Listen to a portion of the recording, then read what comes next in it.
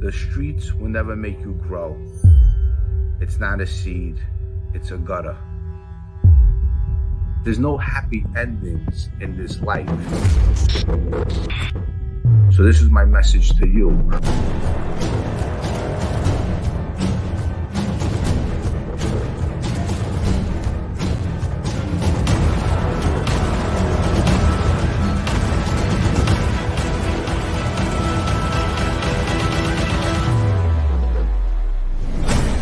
The streets will never love you back.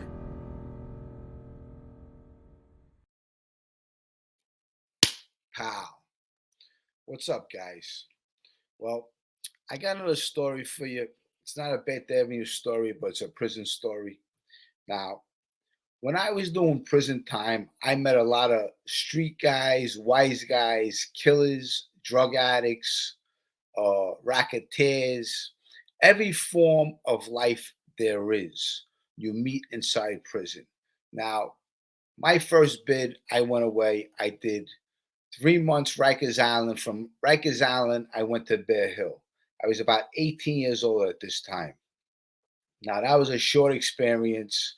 Doing 3 months in jail really is nothing. But you know what? You get to Rikers Island, then it sinks in while you're in jail.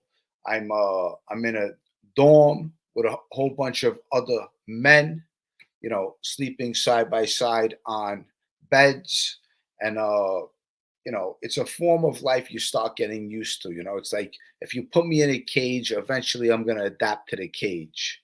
And then from there I went down to Bear Hill, and that was an experience. What you do is you go down, you put all this chemicals all over your body to kill any kind of germ you had, or if you got some kind of lice or something, it goes through your hair. Then what they do is, they spray you around with like a fire hose, and that's how it was back then. Then when I got to Bear Hill, then they shave your head. You shave your head, and then you start getting online, and you start programming. You get packages sent up. I used to love comic books. Comic books was something I used to like to read, so I would get that sent up. And my mother and my friends would send me 35-pound packages and also some new sneakers. It's always good to have a new set of kicks in jail. It shows that, you got someone out there that's taking care of you and looking out for you. Because a lot of people in the street don't have no one looking out for them. And I met a lot of good people doing prison time. I met a lot of scum too, people who try to get over, people who are grimy, and people that never had nothing. Some people go to jail because they're just losers. Other people go to jail because, they try to take down a big score and they try to make money. So I'm going to get into a couple people I met while I was away. This one particular person, his name is Tony Frankos. Tony Frankos was a street guy, an associate of the Gambino crime family and a few other families. He was known as a hitman. Okay, he wrote a book called Contract Killer. I was fortunate enough to spend some time with him. They say that he had some kind of involvement with killing Jimmy Hoffa. Me personally, I don't believe it, but there was a recording on him on TV saying that he didn't know who Jimmy Hoffa, where his body was buried, and who did it. But you know what? A lot of people use that as claim to fame to say they were involved in killing Jimmy Hoffa. But this old man Tony Frankos, he was a very smart guy. Did more time in jail than he did in the street. He told me stories about his parents that he never knew what a loving parent was. And his father used to abuse him, and his mother really didn't love him. And these are the stories that he told me. He told me about some crimes he committed, how he started early in the drug game, doing drugs, killing people. I think he told me the first time he ever killed anybody, he was 16 years old. And that's how these old timers are. Let me share a photo with him, with you, with this guy, Frankos. Now, this is Tony Frankos back in the day. You know what? He was good friends with the Westies, okay? And he did a lot of state time, some federal time, and eventually, at the end of his life, you know what? He was doing some state time, and he has this beef with some guy by the name of uh, Jimmy John or Johnny Jim, Johnny Joe. Okay, Johnny Joe was a Bonanno guy in the Bonanno family, and Johnny Joe uh, gets to know that he cooperated with the government, Frankos, and this is in state prison. And Frankos has a lot of friends. Now, listen, when you're in state prison, let me just tell you that a lot of guys end up doing dope, babanya. Babanya is a big thing in prison. A lot of guys, especially in the state, they do it to pass time because after they do it, they relax, they chill, and it's easy to get drugs in jail, because that's a world inside of its own. The inmates, girlfriends bring it in, they give them a kiss, they transfer a kiss with a balloon, and then what they do is they swallow it, and then if they swallow it, they shit it out, and then what they do is they bag it up and they sell it. This is a form of money, making money and sending the money to the people in the street that help you. And there's life inside of prison. People don't know that, but there is, and you have to have respect. And it goes a long way. And if you got drugs, it's a very powerful thing to have because a lot of people are doing drugs in prison.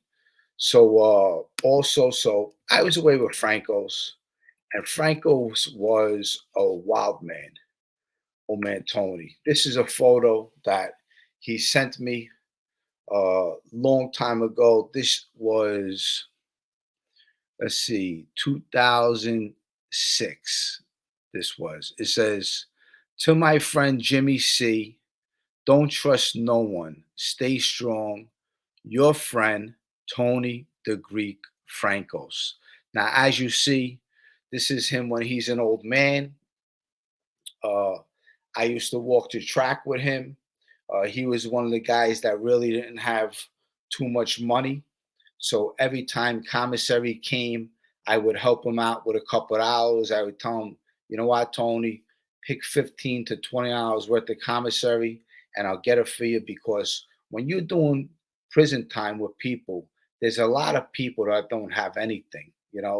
When I was doing my prison time, I worked in the kitchen. So I made my own food, whether it was hard boiled eggs, I would make omelets, I would make pizzas. And I was, the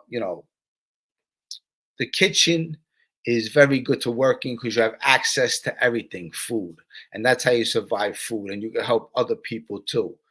People that are in your circle, you can hook them up when they come online. And, you could hand them things and then they walk the stuff back to, the unit. But Tony Frankos was a decent hell of a guy. He was spending the rest of his life in prison. He told me so many war stories. And this is an old man that was always ready to fight. He was always on cue. He was always on his toes, always putting his hands up and things like that. He didn't take no shit from nobody. I remember him arguing. He would put up his hands and guys would say, "Yo, Tony, I don't want no problem with you." But this is what Tony the Greek was. And Tony the Greek really was a funny guy. And he didn't take no shit from nobody. He would jump rope. He would walk the track. He would do push-ups and dips.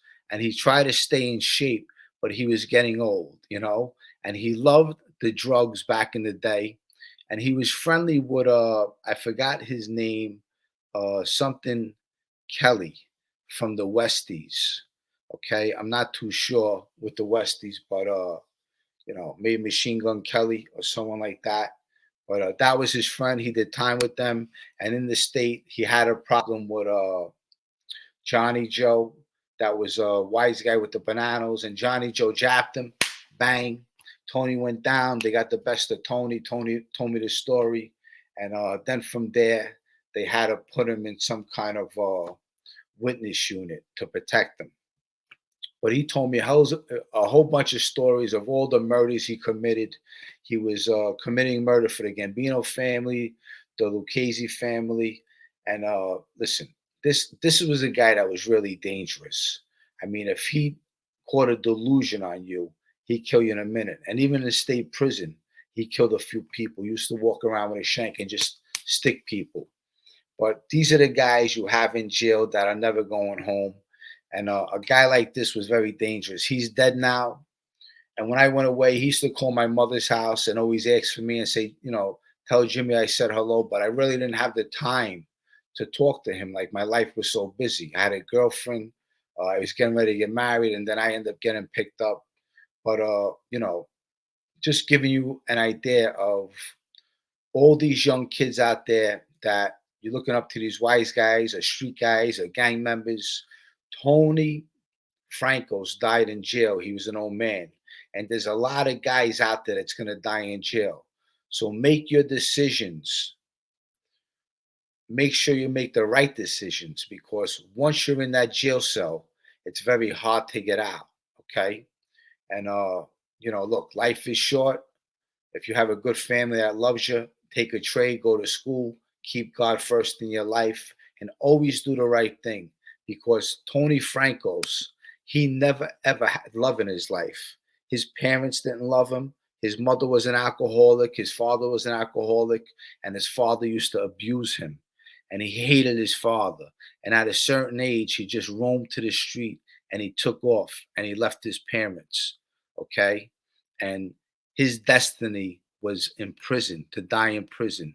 So you guys can choose a different destiny. But this is a story I wanted to share with you guys. I hope you liked it. Until my next video, I love you guys. Like I said, I'm going to be putting meet and greet together soon. Okay? So if you want to be involved in the meet and greet, all you have to do is become a member of my Patreon channel. You become a member of my Patreon channel, I'm going to be sending the information out of the meet and greet. If you want to be involved in it, I would love for everyone to, be involved in it, whoever wants to come. But subscribe to my Patreon channel. I think it's $1.99 to $4.99.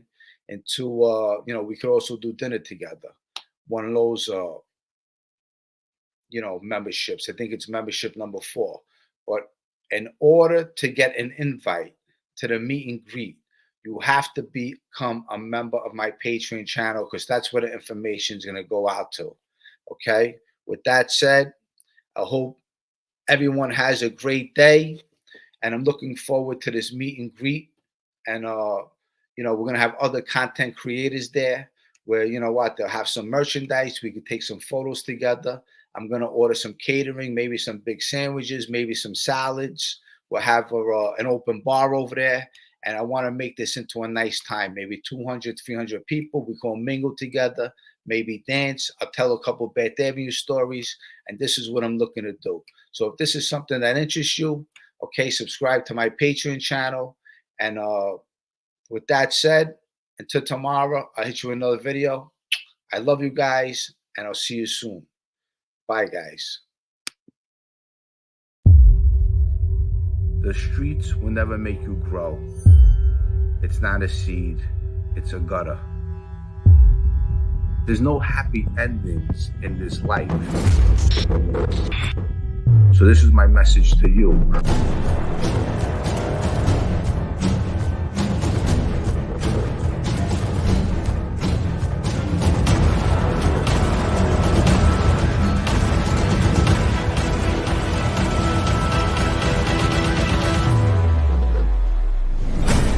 The streets will never love you back.